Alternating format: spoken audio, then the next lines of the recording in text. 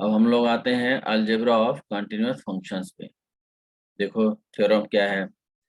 If f and g are two continuous functions at a, then prove that f plus minus g is continuous at a। देखो इसका proof. Let a and be a sequence converging to a. Since f is continuous at a, then fn converges to fa। Sequential criterion है। Since g continuous at a, gan converges to ga। Therefore, limit f plus minus gan is equal to limit fan plus minus limit gan, and this is equal to fa plus minus ga, or it can be written as f plus minus ga. Therefore, the sequence f plus minus gan converges to f plus minus ga. It means f plus minus g is continuous at a। दो बार दिया, एक बार f plus g है और एक बार f minus g है, तो proof एक ही में दोनों का हो गया। नेक्स्ट देखो दूसरा। If f and g are two continuous functions at a, then f into g is continuous at a। अब इसका प्रूफ देखिए। Since f is continuous at a, therefore sequence fan is converges to fa। Since g is continuous at a, therefore sequence gan converges to ga whenever sequence an converges to a। Therefore limit fgan is equal to limit fan into gan. This is equal to limit fan into limit gn, and this is equal to fa into ga means fga। Therefore, the sequence fgan converges to fga, and hence fg is continuous at a। तो ये भी हो गया दूसरा हम लोग का। Now the third theorem is, if f and g are two continuous functions at a, then f by g is continuous at a provided ga is not equal to 0। देखो इसका proof. f and g are two continuous functions with g is not equal to 0। Therefore, sequence an converges to a implies that sequence fan converges to fa and sequence gan converges to ga।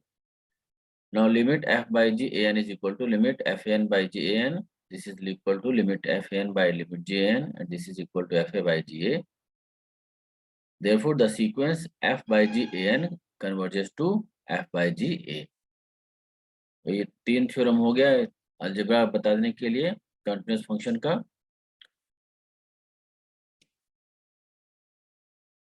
Therefore, f by g is continuous at a। अब एक और theorem देखो। If f is continuous function at a, then prove that c into f is also continuous at a where c is a constant। देखो इसका proof. Since f is continuous at a, इसका मतलब sequence n converges to a implies that sequence fan converges to fa। Therefore, limit c into fan is equal to c into limit fan. This is equal to c into fa। Therefore, cf is also continuous at a। ये भी proof हो गया। Next, there is an example. A polynomial function px is equal to a n x to the power n plus a n minus 1 x to the power n minus 1 plus 1 plus a1x plus a0, where x belongs to R, is continuous। तो ये continuous हो गया हम लोग का first theorem से ही। Next rational functions. Let Rs is equal to px by qx, qx is not 0, where px and qx are polynomial functions। तो Rs भी हमारा continuous हो गया, f by g टाइप का है, where qx is non zero. Next है, prove that if a function f is continuous at x is equal to a, then mod f is also continuous at x is equal to a। Show that the converse is not true। देखो, since f is continuous at a, therefore for epsilon greater than 0, there exists a delta greater than 0 such that mod fx minus fa less than epsilon where mod x minus a less than delta। We know that norm x, norm y, modulus of mod x minus mod y is less than or equal to mod x minus y for all x y in R। Therefore, modulus of mod fx minus fa is less than or equal to mod fx minus fa, which is less than epsilon from here, when x minus mod x minus a less than delta। It implies that mod fx minus fa is less than epsilon where mod x minus a less than delta। Hence, mod f is continuous at x is equal to a। तो ये continuity के definition से mod x भी निकल गया continuous. Converse देखो इसका कहता है कन्वर्स इज not true. देखिए, if mod x is continuous at x is equal to a, then f may not be continuous at x is equal to a. Suppose fx is given as small k if x is rational and fx is minus k if x is irrational. Then mod fx will be small k for all x in R, and mod fx क्या है, constant हो गया, constant function है, तो constant का मतलब क्या हुआ, it is continuous for all x in R. तो mod f की कंटिन्यूटी है, but we know that f is not continuous for all x in R. हम पहले देख चुके हैं कि f is not continuous in this case. तो mod f कंटिन्यूअस है but f is not continuous. इसके बाद है एक और थ्योरम है, वो भी हम लोग नहीं देखना है. हम लोग आ जाते हैं लोकेशन ऑफ रूट्स थ्योरम, उसको भी देख लें जल्दी से हम लोग.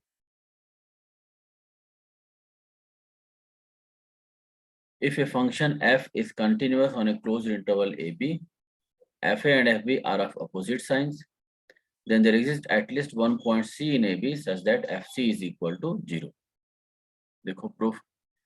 Without loss of generality, suppose fa is less than 0 and fb is greater than 0. इसमें कोई प्रॉब्लम नहीं है, किसी एक को less than 0 लेना है, किसी एक को greater than 0. Let s is equal to x such that x belongs to closed interval ab and fx less than 0. Therefore, s is not equal to 5 since at least a belongs to s.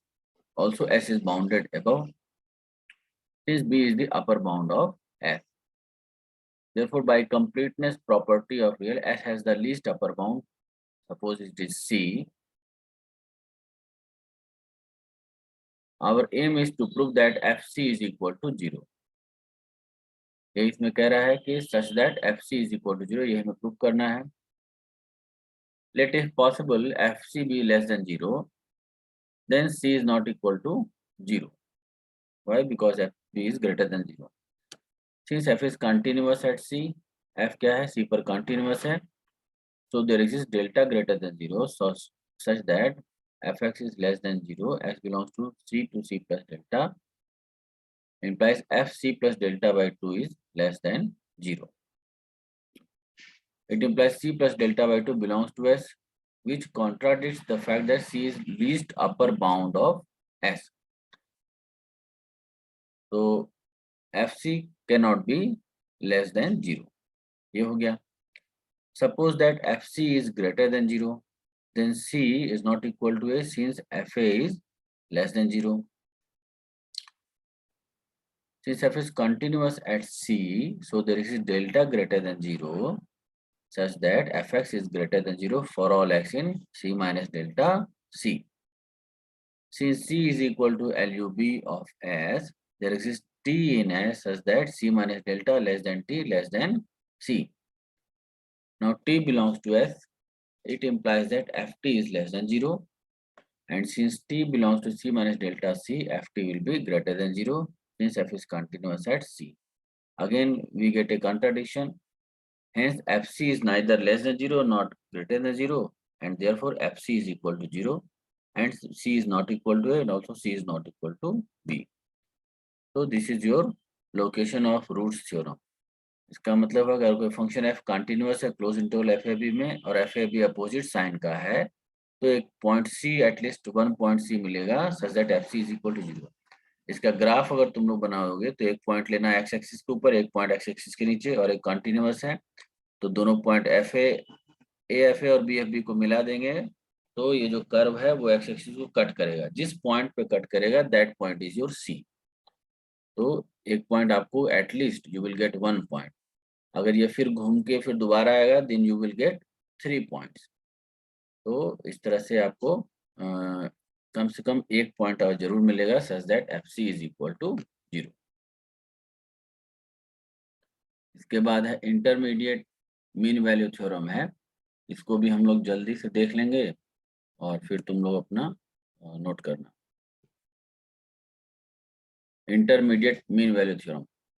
If a function f is continuous on a closed interval ab and fa is not equal to fb, then f assumes every value between fa and fb.